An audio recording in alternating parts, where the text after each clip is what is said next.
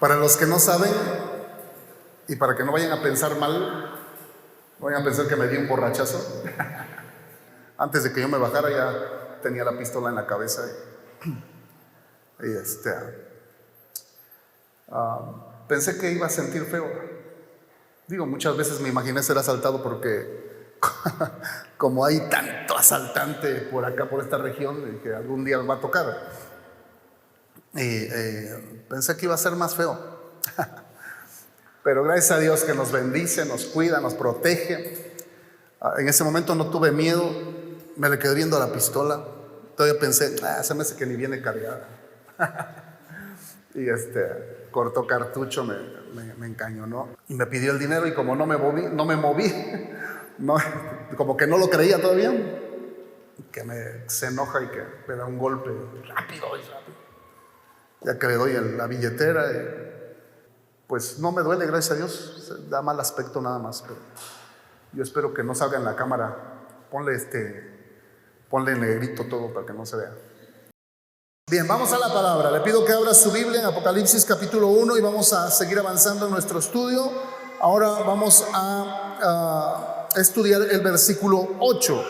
Hemos ido muy despacio, pero estamos incluso analizando versículo por versículo o palabra por palabra, y encontramos grandes tesoros aquí, grandes tesoros doctrinales, bíblicos, mucha revelación, cosas hermosas. Así que tome este texto y vamos a leerlo, luego lo vamos a desmenuzar palabra por palabra, y sé que vamos a salir bendecidos en esta mañana.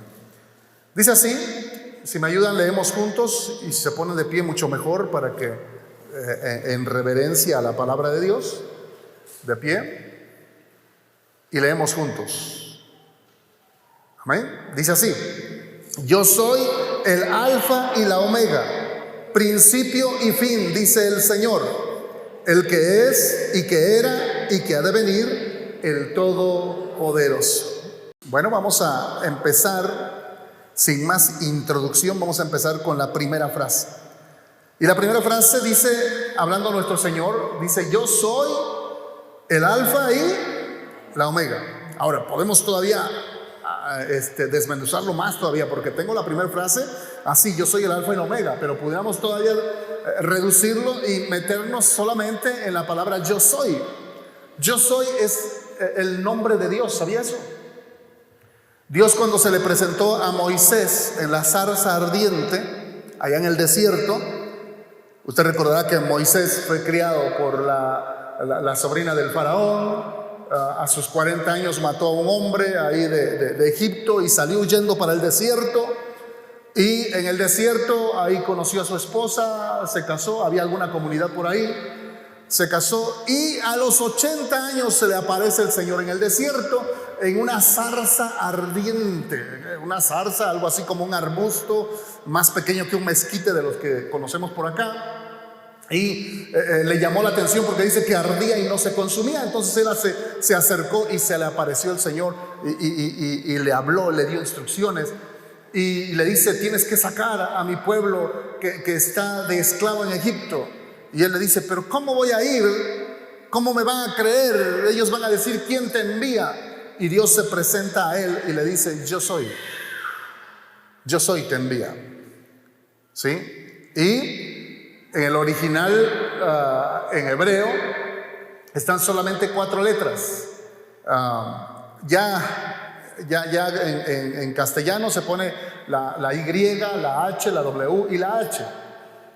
¿Sí? Pudiéramos dar el nombre en hebreo, pero se dice que en ese hebreo antiguo no existían las vocales, entonces la pronunciación era muy difícil para su traducción, pero finalmente se ha encontrado después de muchos años.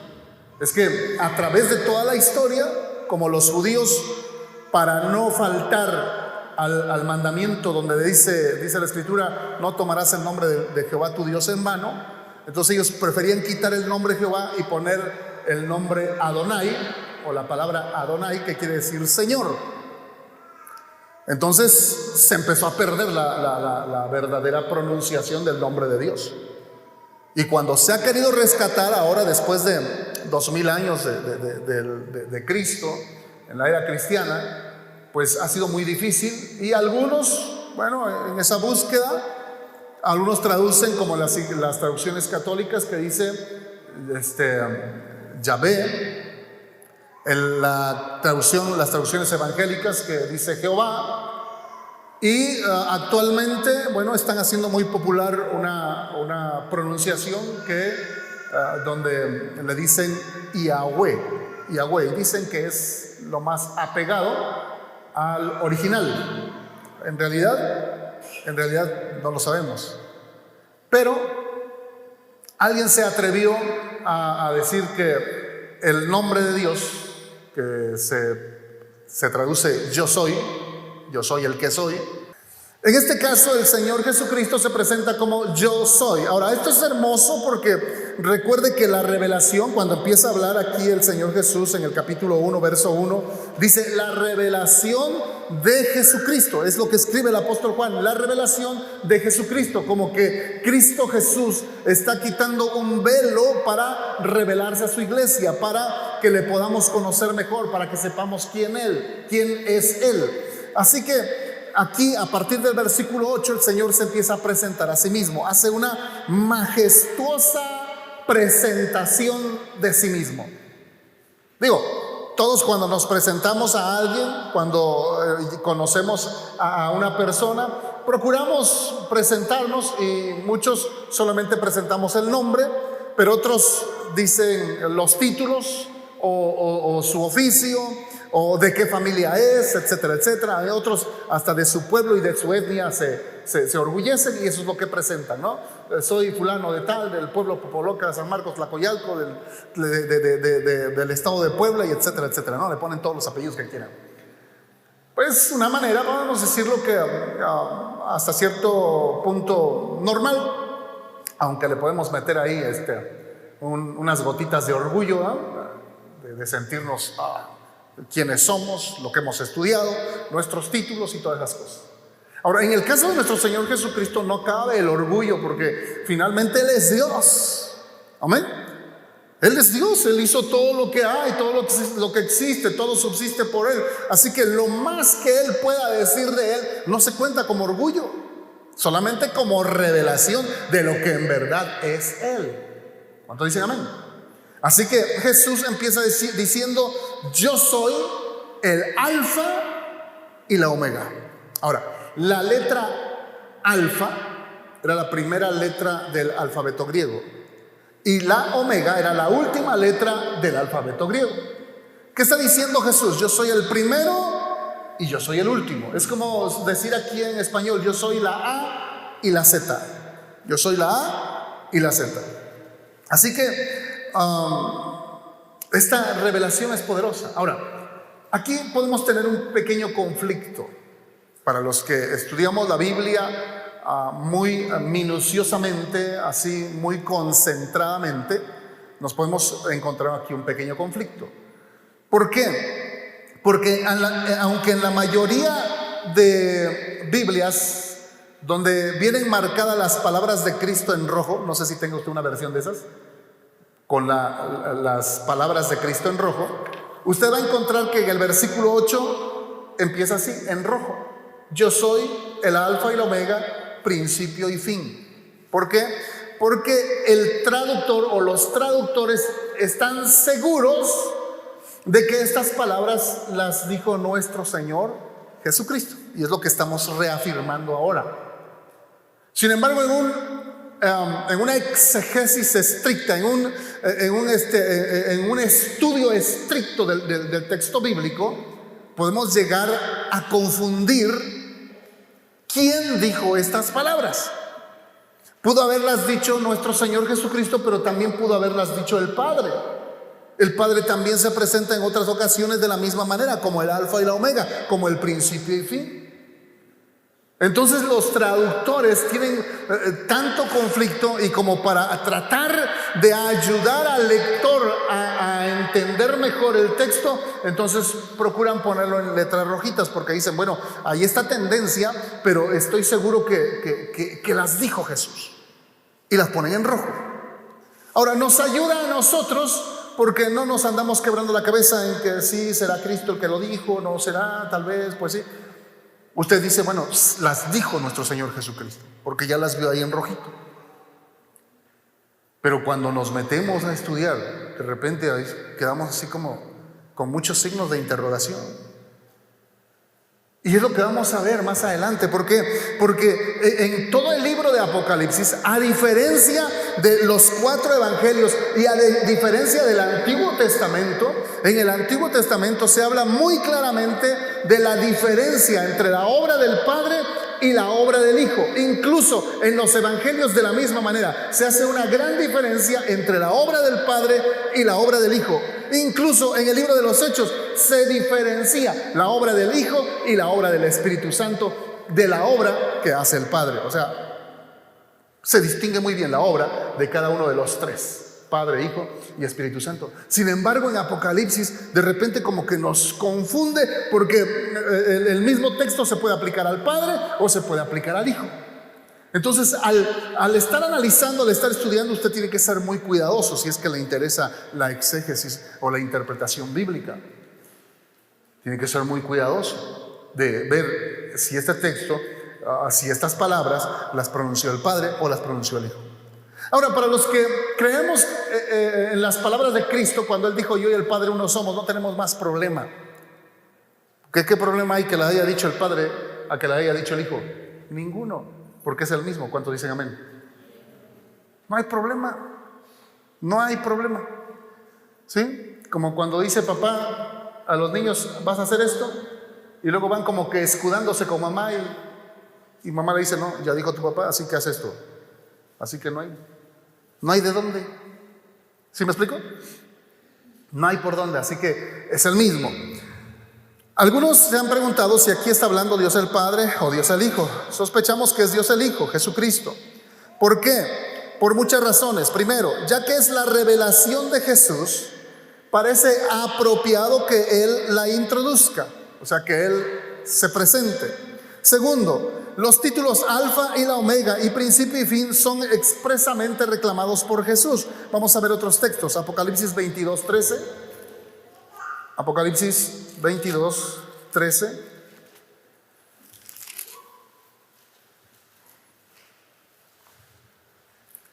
Otra vez, desde el verso 12 y el verso 13 están escritos o están en letras rojitas, como diciéndonos que estas palabras son de Cristo. Y dice ahí otra vez, yo soy el Alfa y la Omega, el principio y el fin, el primero y el último, refiriéndose a Cristo mismo. También Apocalipsis 11:17 dice ahí, diciendo, te damos gracias, Señor Dios Todopoderoso, el que eres, el que eras y que has de venir, porque has tomado tu gran poder y has reinado. Está hablando una vez más de nuestro Señor Jesucristo. Es cierto entonces que estos pasajes se pueden aplicar al Padre, pero también se pueden aplicar al Hijo, a nuestro Señor Jesucristo. Sin embargo, estamos confiados y seguros y estamos inclinados hacia creer que estos textos, o específicamente el verso 8, fue una presentación directa de nuestro Señor Jesucristo. Recordando el texto que les dije hace un momento, cuando el Señor Jesús en el Evangelio de Juan capítulo 10 y verso 30 se presenta y dice, yo y el Padre uno somos. Ahora este título de Jesús, el Alfa y la Omega, es un título muy profundo. Nos habla de ese principio que Él es. Él existe desde antes de los siglos, desde antes de que alguien pudiera contar el tiempo, porque Él dice, yo soy el Alfa y la Omega, es decir, el principio y el fin. En una forma estricta podemos decir que el Señor Jesucristo no tuvo inicio.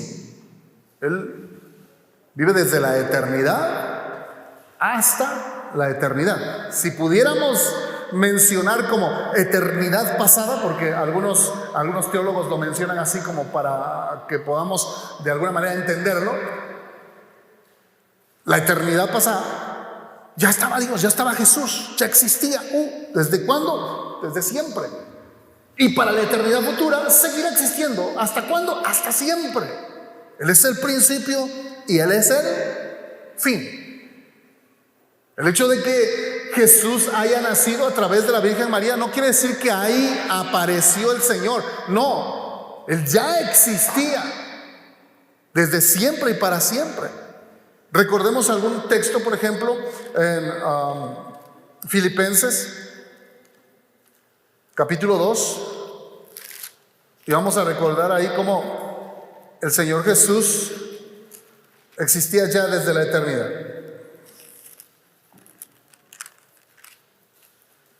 Dice en el verso 5, Filipenses 2:5: haya pues en vosotros este sentir que hubo también en Cristo Jesús, el cual, dice, siendo en forma de Dios, quiere decir que ya existía,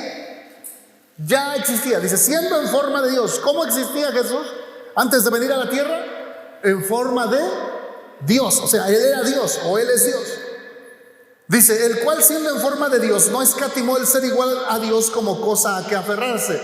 Está diciendo, Cristo estando en la eternidad, en el cielo, siendo adorado por los ángeles, por millones y millones de ángeles, Él no dijo, bueno, tengo que ir a salvar a los hombres, esos inmundos pecadores, hijos del diablo, y tengo que morir en una cruz y sufrir, mejor no voy, ¿no? Porque cualquiera de nosotros pudiera decir, mejor no voy, mejor me quedo aquí, estoy más tranquilo, siendo adorado, me están cantando. ¿Qué necesidad tengo de ir a salvar a los hombres? ¿Nos necesita Dios? No. Sin embargo dice, no tuvo el ser igual a Dios como cosas que aferrarse, es decir, aquí me quedo y no voy. No. Sino que cumplió el plan perfecto del Padre y se dispuso a venir, dice verso 7, sino que se despojó a sí mismo, dejó su divinidad, su autoridad, su poderío, y dice, y tomó forma de siervo, hecho semejante a los hombres, tomó forma humana a través de la Virgen María. Por eso no adoramos a María, la respetamos como la madre física de Jesús, nunca hablamos mal de ella, no la hemos ofendido, jamás. Fue en su tiempo una cristiana fiel, porque llegó el momento en que creyó en Cristo también, le recibió. Después de la ascensión de Cristo estuvo con los demás discípulos esperando la llenura, el bautismo del Espíritu Santo. Amén. Y después ya no se habla más de ella. Pero no, la Biblia nunca nos enseña a adorar a María, a venerarla o a respetarla más de lo normal. No, sencillamente ella fue un depósito, un vaso que Dios usó para que nuestro Señor Jesucristo se encarnara, tomara forma humana, porque Él ya existía, solamente vino a tomar forma humana a través de María. Luego María y José recibieron la encomienda, como todos padres físicos, de criar a Jesús, y Jesús, siendo Dios, se sometió a la autoridad de María y de José hasta los 30 años. Así lo revela la palabra de Dios cuando Él empezó su ministerio. Amén. Y después de morir, después de resucitar, el Señor vuelve a ascender al lugar, dice, que tuvo antes con el Padre. Amén. Vamos a leer el verso 8, dice, y estando en la condición de hombre se humilló a sí mismo, haciéndose obediente, como ya dijimos, a sus padres y a la ley. Asimismo, se humilló a sí mismo, haciéndose obediente hasta la muerte y muerte de cruz. Por lo cual Dios le exaltó hasta lo sumo y le dio un nombre que es por sobre todo nombre, para que en el nombre de Jesús se doble toda rodilla de los que están en los cielos, en la tierra y debajo de la tierra, y toda lengua confiese que Jesucristo es el Señor, para gloria de Dios Padre. Así que este título que Jesús tiene de ser el alfa y la omega es algo profundo. Nos habla de que Jesús vive desde la eternidad hasta la eternidad. Él no tiene principio ni fin. Él no fue creado como los ángeles o como los arcángeles o como nosotros. Él no fue creado. Él no tuvo principio. Por eso es Dios. Hay gente que cuando le empiezas a hablar de Cristo, les empieza a hablar del Señor, de repente te hacen una pregunta. Yo no sé cuántos han recibido esta pregunta, pero de repente alguien pregunta: ¿y quién hizo a Dios? ¿Se la han hecho? ¿Quién creó a Dios? Ahora, ¿quién hace esa pregunta? ¿Quién pregunta quién hizo a Dios? Le voy a decir quién hace esa pregunta. Una persona que no conoce nada, nadita de la palabra de Dios. Porque en su mente solamente tiene los dioses finitos que conoce. Esos que son hechos de pintura, de barro, son hechos. Son hechos. Alguien los hizo y otro alguien los adora. Tienen un principio. Todos los dioses paganos que se mencionan en la Biblia: Baal, Astarte, Astoret, Diana, todos esos dioses paganos que se mencionan en la Biblia y los que conocemos actualmente, todos tuvieron un creador y generalmente fue una persona. Pero a Dios no lo creó una persona. Al Dios de la Biblia no lo creó una persona, no lo inventó un hombre. La Biblia no es el esfuerzo de un hombre por conocer a Dios, más bien la Biblia es la revelación de Dios para que nosotros le conozcamos. Es lo que estamos viendo aquí en Apocalipsis. La Biblia es la revelación de Dios para que nosotros le conozcamos. Amén. Entonces es al revés. No es quién creó a Dios, no, porque a Dios nadie lo creó. Si alguien hubiera creado a Dios, entonces ese creador sería Dios y no el que se está adorando como a Dios. Pero Dios no tuvo creador. Él es el creador. Él es el que hace todas las cosas, el que hizo y el que las sustenta. Por Él subsisten todas las cosas, dice en otra porción bíblica. Los que han estudiado ya secundaria, prepa, universidad, los físicos, matemáticos, los que estudian el universo se dan cuenta. ¿Cómo es posible que el planeta Tierra esté suspendido en el aire o en la nada? ¿Qué lo sostiene? ¿Qué lo mantiene? ¿Por qué un planeta está a una distancia perfecta del otro? Incluso nada más la Luna, que es nuestro satélite natural. Se ha dicho que si se acerca un poquito, un grado nada más, la Luna a la Tierra, los mares se salen de su lugar. Se formarían enormes tsunamis. Se acabaría prácticamente la vida en la Tierra. Y si la Tierra se alejara un grado solamente del Sol, nos congelaríamos. Y si se acercara un grado hacia el Sol, nos quemaríamos. O sea, todo el universo está perfectamente diseñado, controlado y sustentado por Dios, el Dios de la Biblia, el Dios Yahweh, Jehová, Yahvé, o el papá de Jesús, nada más para que no nos metamos en problemas. Jesús nos lo presentó como el Padre. Amén. Él es. Así que nuestro Dios no es un Dios chiquito. Nuestro Dios no es un Dios creado. Nuestro Dios no tiene principio ni tiene fin. Él vive para siempre. Y lo adoramos a través de Jesucristo. Aunque también cantamos cantos al Padre. Y creo que tenían por ahí un canto que habla precisamente de ese nuevo descubrimiento o esa nueva pronunciación del nombre de Dios, Yahweh. Pero ese Dios no es creado. Él es el principio y el fin, el alfa y la omega, dice el Señor. Y quien se está presentando aquí en este versículo, ya dijimos, es nuestro Señor Jesucristo. El alfa y la omega, principio y fin. La idea detrás de estos títulos para referirse a Jesús es que Él es antes de todas las cosas y que permanecerá más allá de todas las cosas. Sí, Jesús es principio y fin. Entonces Él también tiene autoridad sobre las cosas que están en medio. Oiga bien. Si Jesús es el principio y es el fin, entonces Él tiene autoridad sobre todas las cosas que están en el medio. Amén. Ahora, Él es el principio, desde antes de que empezara todo. Y Él es el final. Apocalipsis capítulo 22 nos habla de que Él permanece para la eternidad. Todo lo que está en medio es la historia de la humanidad. Todo está controlado por Jesús. ¿Cuántos dicen amén? Todo está regulado y controlado por Él. Esto significa que Jesús tiene un plan para la historia. Oiga bien esto. Esto significa que Jesús tiene un plan para la historia y que Él dirige el camino de los eventos humanos hacia el cumplimiento de su diseño. Él tiene ya una ruta trazada para la historia de la humanidad. Lea Apocalipsis, eso es. Es la ruta trazada para la historia de la humanidad.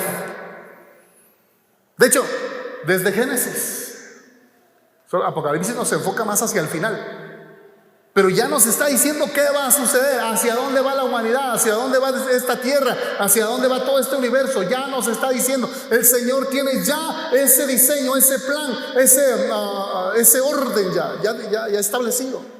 Y nada va a lograr que cambie ese rumbo. Y algunos pudiéramos pensar, bueno, entonces, ¿por qué en la historia ha habido hombres tan maquiavélicos, locos, asesinos que han matado a miles o a millones como Hitler? Bueno, no conozco mucho de historia, pero ha habido muchos hombres en la historia que se han levantado como grandes generales, presidentes, y que han matado a millones de personas. ¿Qué pasó con ellos? ¿Se le escapó al Señor? ¿Se descuidó tantito? ¿Se fue a dormir y por eso apareció uno de esos locos? No.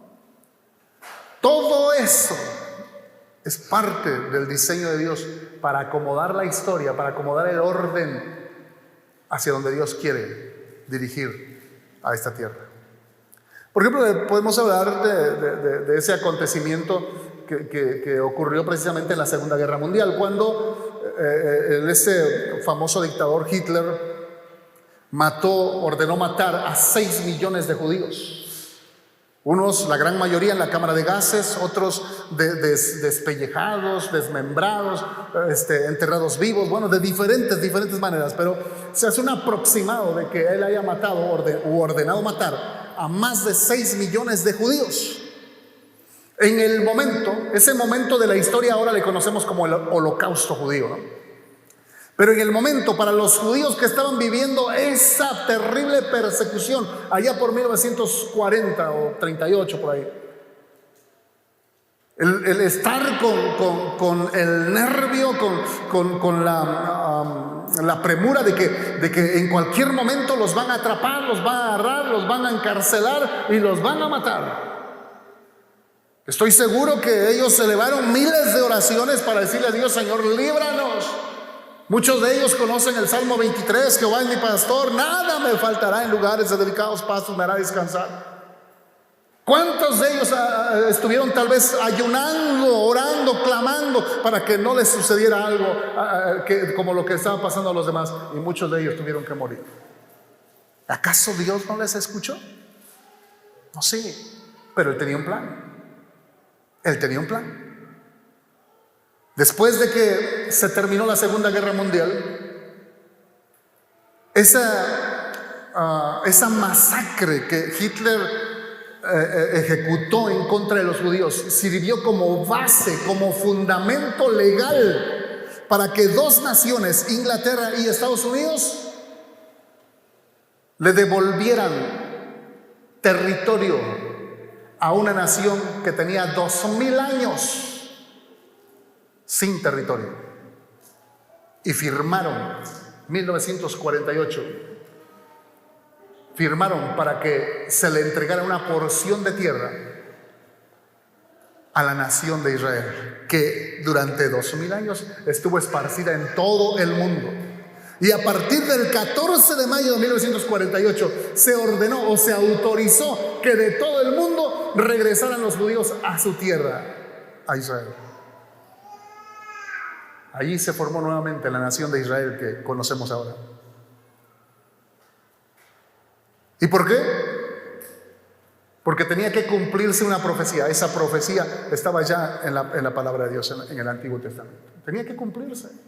¿Cómo lo iba a hacer Dios? Desgraciadamente, muchos tuvieron que morir. Tuvo que mover a un dictador. Tuvo que permitir que matara a tantas personas para que se pudieran mover otros presidentes, otros gobiernos y pudieran autorizar esa tierra para los demás. Qué tremendo. Amén.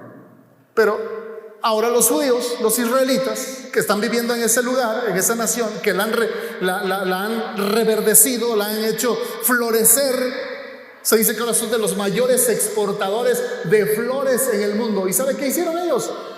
Hicieron florecer el desierto, porque la mayoría del territorio que les entregaron es desierto.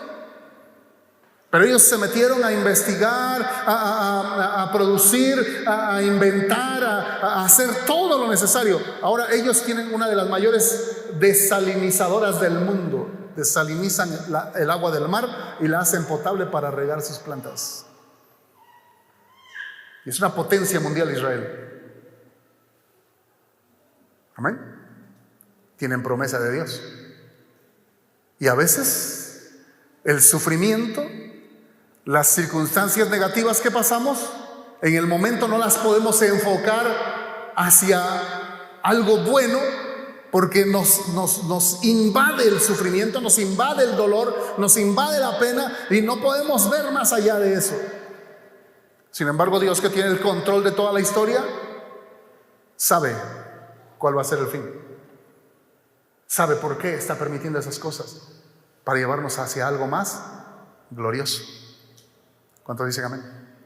Así que nuestro Dios tiene el control perfecto de todo lo que pasa, de todas las circunstancias de nuestra vida. Escuche esto: nuestras vidas no son dadas a un destino ciego. Es decir, ay, ve, a ver qué te pasa, a ver qué sucede, como que si Dios te empujara con los ojos vendados y a ver a dónde vas a caer. No. Nuestras vidas no son dadas a un destino ciego o a un azar o a ciclos sin fin y sin resolución. En vez de esto, Jesucristo, quien es el alfa y la omega, principio y fin, dirige toda la historia de la humanidad y aún nuestras vidas individuales. ¿Cuántos dicen amén? Dele un aplauso fuerte al Señor. Aleluya. Aquí pudiéramos hacer una pausa y meternos a una doctrina fundamental que se llama la elección. Esto está tremendo. ¿Se ha preguntado alguna vez por qué usted tiene a Cristo en su corazón? ¿Y por qué se ha pasado un montón de tiempo orando por fulano de tal? A veces un familiar cercano, mamá, papá, hermanos, y no pasa nada. ¿Y por qué usted, desde el momento en que le hablaron de Cristo, usted tuvo un corazón tan especial que abrió su corazón a Jesús, que le recibió, que le creyó la palabra, que se dejó moldear por el Señor, que se está dejando usar por Él? ¿Por qué? ¿Y por qué los demás de su familia o los demás del pueblo no? ¿Por qué? ¿Se llama cómo? Elección. ¿Cómo se llama? Elección. El Señor le eligió a usted. ¿Cuántos dicen amén? Sí. ¿Sabe qué decía el profeta? Dirá el barro a su creador: ¿por qué me hiciste así? No puede. Algunos cristianos se creen muy inteligentes, dicen, yo le creí al Señor, creí su palabra y por eso soy salvo. Es más, me esfuerzo, lucho en contra del diablo, santifico mi vida, oro, ayuno, leo la Biblia, tantos capítulos a la semana, oro tanto tiempo en el día, porque creen que por sus propias obras son salvos. Y sabe que la salvación no es por obras, es pura gracia de Dios. Si usted y yo estamos aquí, no es porque seamos buenos, no es porque seamos mejores que los demás. Tenemos la palabra de exhortación de que nos esforcemos para vivir mejor, para purificarnos del pecado, para seguir a Cristo, amar al Señor y todo ello. Pero si nos examinamos y si somos sinceros, nos damos cuenta que estamos bien lejos de la santidad perfecta que Dios exige. Ahora, y si no somos sinceros, la gente sí es sincera y ellos nos dicen la verdad. Ellos nos dicen de qué pie cojeamos. ¿Se ha dado cuenta? Entonces, usted y yo como cristianos tenemos que estar confiados en ese Jesús que tiene el perfecto control del pasado, presente y futuro. Que tiene el control de toda la historia de la humanidad, pero que tiene el control de su vida individual. ¿Cuánto dicen amén? Hay gente que sufre situaciones muy difíciles, terribles, dolores, enfermedad, escasez, no sé, cosas terribles. Y llega alguien, le comparte de Cristo y por más que esté sufriendo, no se doblega al Señor. ¿Se dan cuenta de eso? Ahora que hemos andado tocando puertas, nos hemos encontrado muchos de ellos. No quieren creer en Jesús. Y de repente usted se encuentra a una persona por ahí que a lo mejor usted dice, ese ¿qué va a creer? Si es duro, es un pecador, es de lo peor, tiene fama, anda con una y con otra. Mira que se mete con cualquiera, mira que se retranza, es hasta ladrón o asesino, no sé qué será. Y de repente usted le lleva la palabra y ¡pum!, se convierte a Cristo. Porque caras vemos, corazones no sabemos. ¿Sí? Estaba leyendo ¿cómo se llama? El testimonio de un pastor en un país de Sudamérica. No recuerdo exactamente. Pero este pastor, de repente llegó la policía a la iglesia y se llevaron arrestado al pastor. Una iglesia, no sé, de algunos miles. Pastor famoso. Tenía un templo bonito, todo de lujo, muy bonito. Y se llevan al pastor. Y lo acusan de narcotraficante al pastor. Y él dice, bueno, pero yo no me he metido en eso. Y la policía lo acusa y le dice, no, es que tú tienes nexos con tal y tal y tal narcotraficante. Bueno, yo conozco a tal persona porque ha llegado 1 o 2 veces a la iglesia, porque su esposa es fiel ahí y su esposa me ha pedido ministración, he orado por su esposa, le he dado consejos a su esposa y este hombre llegó. Pero no es de eso a que yo tenga nexos con él, de ninguna manera. Pero usted recibió donaciones del cártel fulano de tal. Ni siquiera yo recojo las ofrendas. La gente pasa a depositarlas. Yo no sé de quién viene, quién las pone o quién no. Pero lo metieron a la cárcel, no le hicieron caso a sus argumentos, lo metieron a la cárcel, estuvo 3 años en la cárcel. Pero estando en la cárcel dice que ganó a varios de esos narcotraficantes que estaba apresando la policía. O sea que era parte de un plan de Dios para que él llegara a la cárcel y se salvaran varios de esos narcotraficantes, asesinos, así todos mal encarados, feos, y Dios los salvó. Tuvo que meter en presión al pastor, pero cumplió su plan. Eso es lo precioso. Por lo que decía antes, a veces no entendemos el plan de Dios en el sufrimiento, pero pero debemos confiar en que Él tiene el perfecto control de nuestra vida individual. ¿Cuánto dicen amén? Denle el aplauso fuerte al Señor.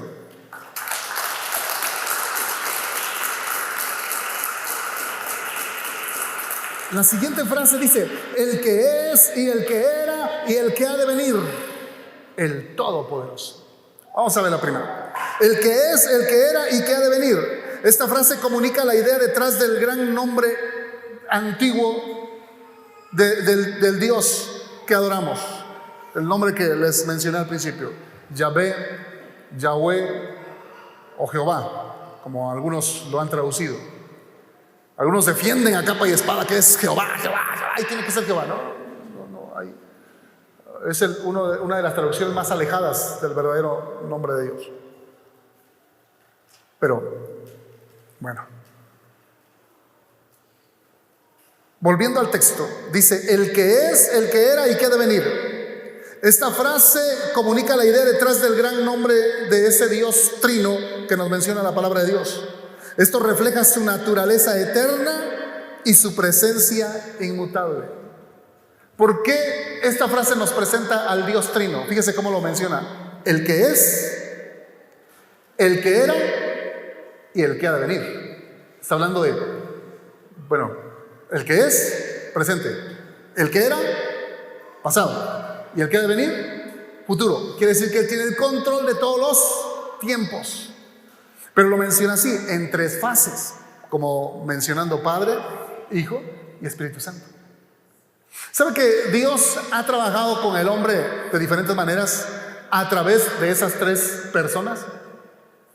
Pudiéramos a lo mejor mencionar que el Padre trabajó con el pueblo judío en el Antiguo Testamento. El Hijo vino a hacer la transición, revelarse como el Salvador, los evangelios. Y luego nace la iglesia con la intervención poderosa del Espíritu Santo. Hechos de los Apóstoles en adelante. Entonces podemos decir que el Padre trabajó en el Antiguo Testamento, el Hijo en los evangelios y el Espíritu Santo de Hechos hacia nuestros días. Ahí están los tres. Amén. Pero Dios sigue estando en control, porque en un sentido estricto es el mismo. Vamos a ver un texto, Miqueas capítulo 5 y versículo 2. Miqueas 5, 2. Dice así: pero tú, Belén, Efrata, pequeña para estar entre las familias de Judá, de ti me saldrá el que será Señor en Israel, y sus salidas son desde el principio, desde los días de la eternidad. Ahora, este texto se está refiriendo a Jesús, de dónde iba a nacer nuestro Señor Jesucristo, el Salvador del mundo, el Mesías esperado por los israelitas o los judíos. Pero la segunda frase del texto nos dice: y sus salidas son desde el principio, desde los días de la eternidad. Nos está enfocando otra vez hacia ese Dios que vive para siempre, desde siempre y para siempre. Hebreos 13:8. Hebreos capítulo 13 y versículo 8.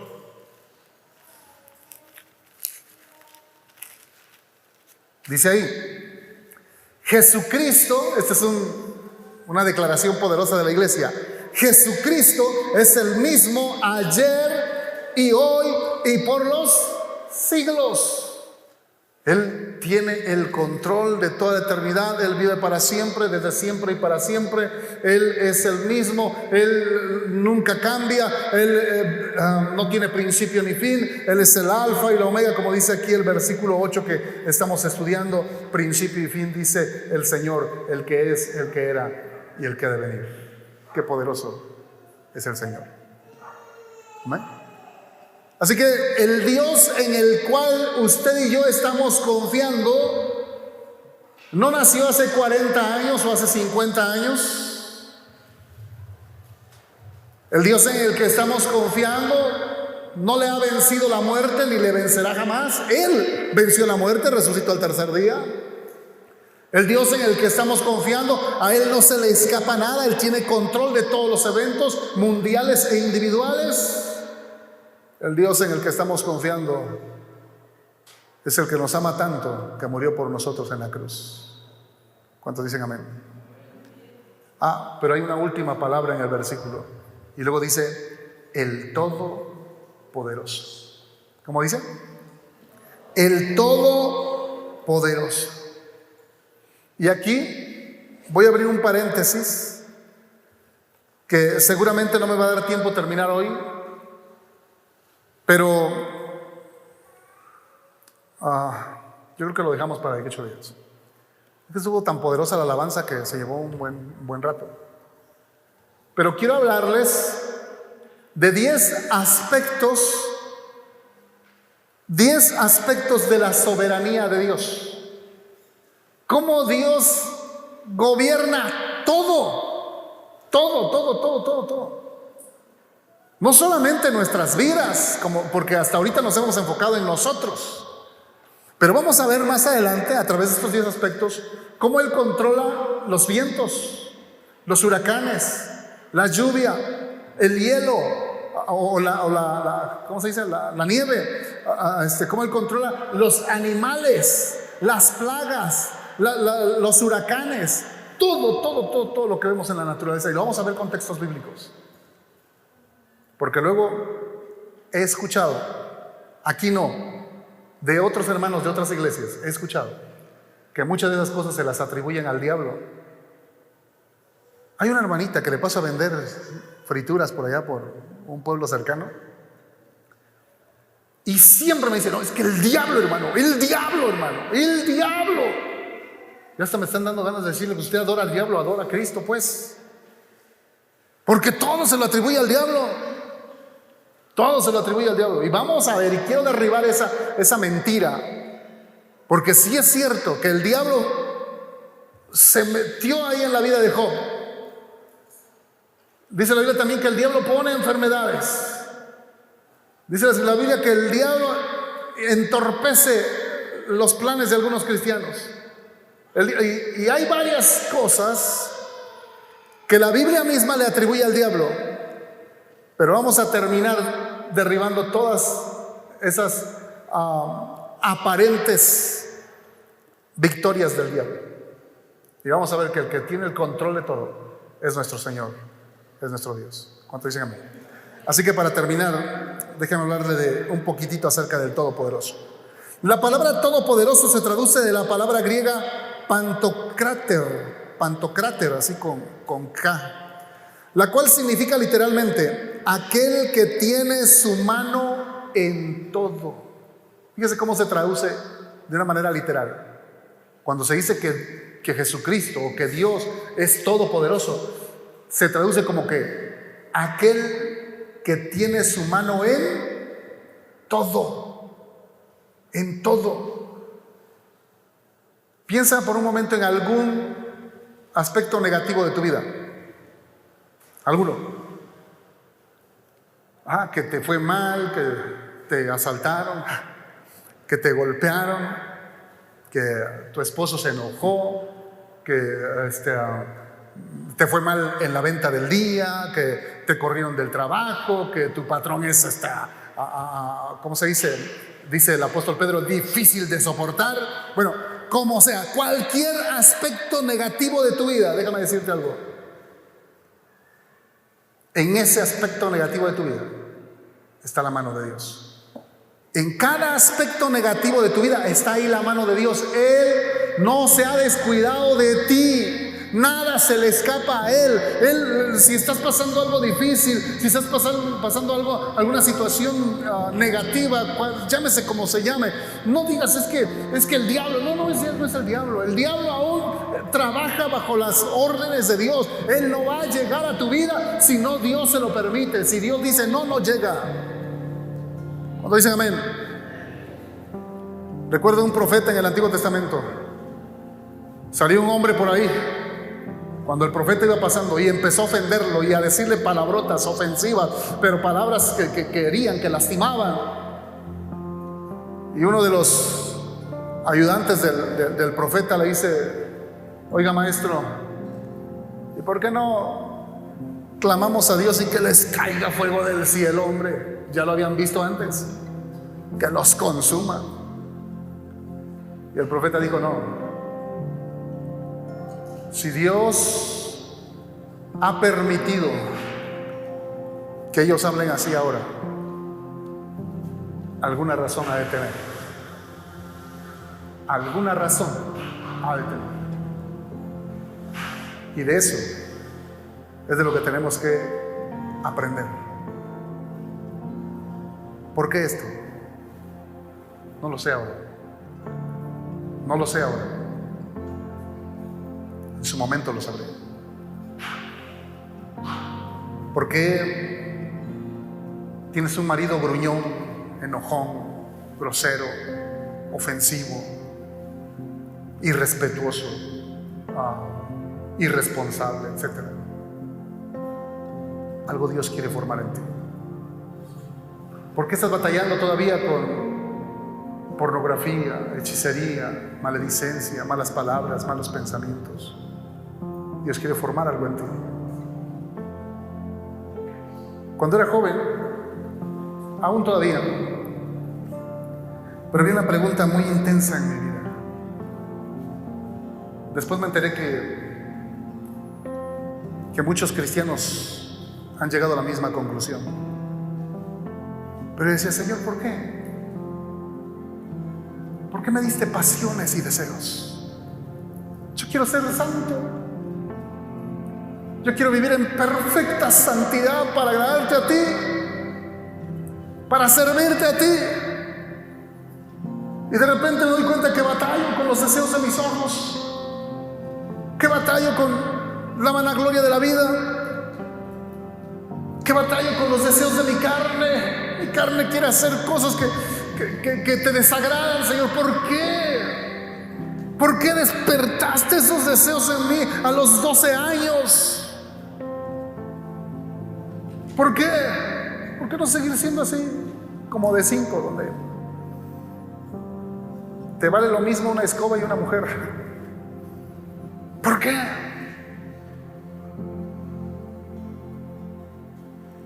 Después de mucho orar y de mucho preguntar, Dios dijo: para formar una cosa en ti, dominio propio.